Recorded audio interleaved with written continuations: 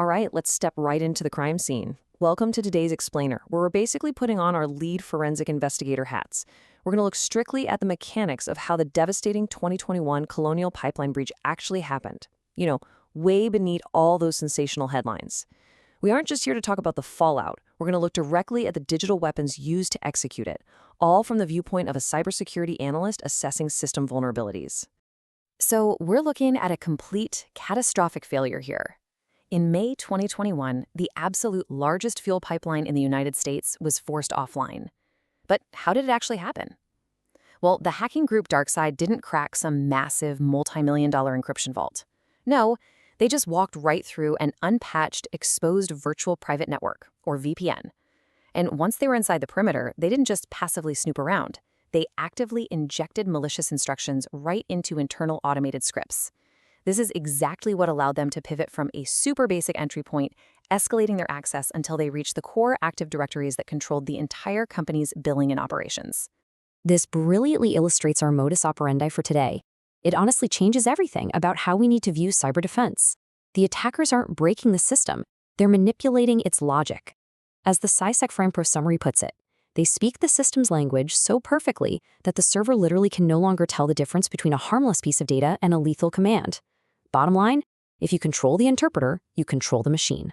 So the absolutely crucial point here is understanding this definition of an injection attack.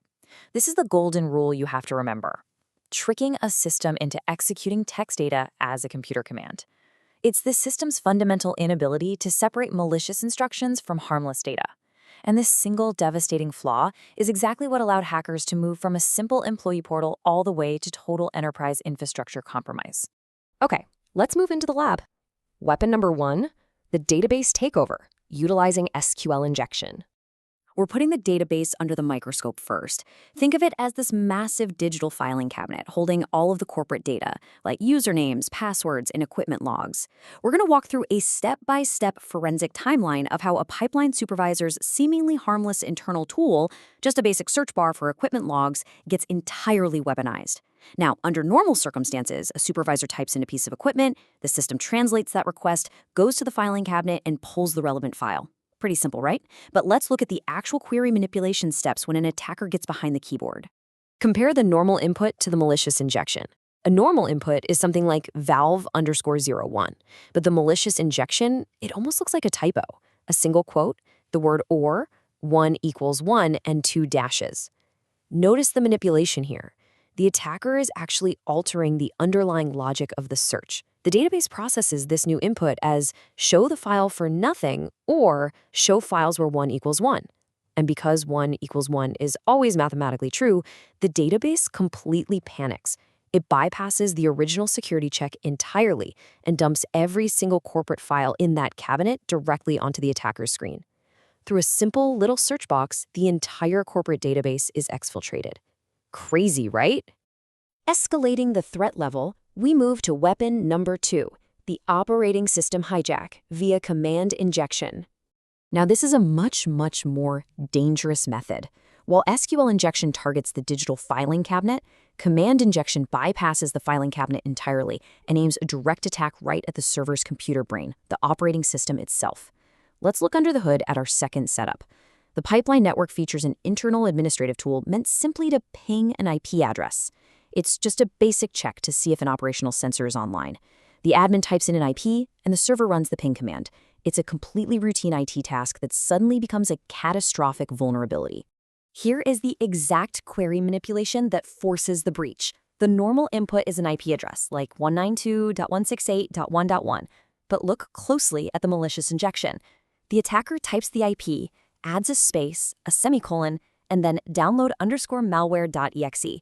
The true, absolute danger hides in that simple little semicolon.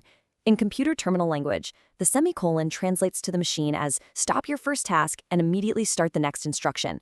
So the server successfully pings the IP, sees the semicolon, and blindly executes the next command. Just like that, the server downloaded a virus, and the attacker has seized physical control of the machine. Moving on to our third piece of evidence, weapon number 3, the user hijack, using cross-site scripting.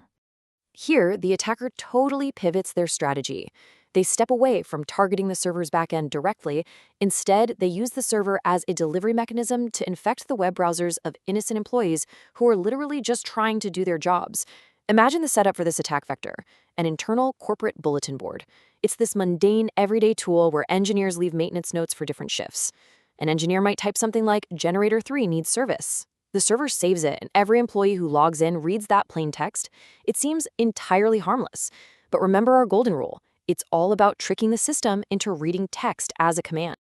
Compare the normal text to the malicious injection. An attacker types out hidden website code wrapped in script tags like steal_session_cookie. Because the server doesn't clean or sanitize the text being submitted, it saves this malicious script exactly as written, burying a hidden trap right there on the page. Now, when the CEO logs into that bulletin board to check updates, their web browser reads that script tag. The browser just assumes this is a legitimate instruction from the trusted corporate website. It immediately executes it and silently hands the CEO's private login token straight to the attacker. From a simple, boring maintenance board, the attacker just gained full executive-level access. No way, right? Finally, let's talk defense and look at Section 4, Zero Trust Defensive Strategies. Stepping back from the mechanics of these three devastating attacks, we literally have to establish the security protocols required to lock down the enterprise and prevent another massive infrastructure disaster like Colonial pipeline. We have to implement a zero trust input policy. This breakdown shows our ultimate shields against injection. First up, prepared statements, which basically acts as the safe box. This mechanism completely separates code from data. When a query is built, the system defines exactly where the data goes.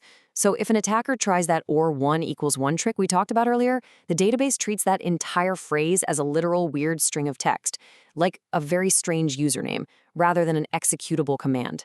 Second, we have input whitelisting, which acts as the security guard. It's like a strict bouncer at the door.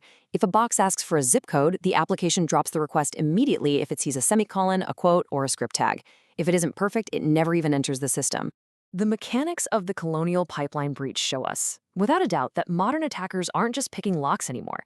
They're just speaking the language of your system way better than your defenses do. And that leaves us with a pretty chilling final thought for anyone managing digital infrastructure today. Are you absolutely certain your system can tell the difference between harmless data and a deadly command? Thank you so much for joining me for this explainer, and definitely keep questioning your defenses.